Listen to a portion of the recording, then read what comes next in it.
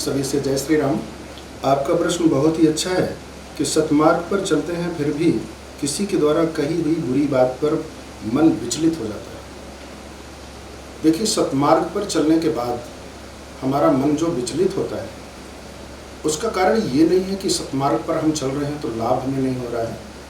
मैं आपसे सबसे पहले ये बताऊं, सतमार्ग पर नहीं, किसी भी मार्ग पर आप चलें, किसी भी लक्ष्य को मान करके दुनिया का कोई भी आप कर्तव्य करो। कर्तव्य करने के बाद उसकी सफलता के पूर्व जीवन में संकट आते हैं।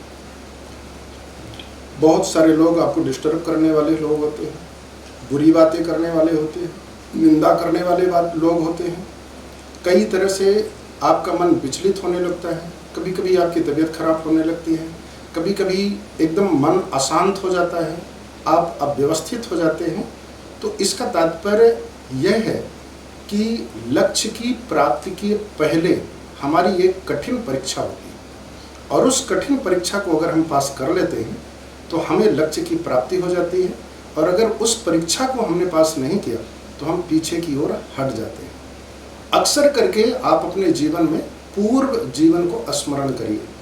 कभी भी, चाहे वो पढ़ाई काल में हो, चाहे किसी कर्म को करने में हो, चाहे आपके मकान बनाने में हो, चाहे गाड़ी खरीदने में हो, चाहे आपकी नौकरी प्राप्त करने में हो, चाहे किसी भी वस्तु, चाहे साधना से संबंधित हो और चाहे घर की वस्तुओं से संबंधित हो, दुनिया के हर कर्म की सफलता के बाद जो लक्ष्य की प्राप्ति होती है उसके पूर्व हमारे जीवन में संकट आता है। जैसे बच्चा वर्ष तक पढ़ाई करता है लेकिन एग्जाम के पहले उसके जीवन में संकट आते हैं। कभी तो वह डिस्टर्ब हो जाता है, कभी तबीयत खराब हो जाती है।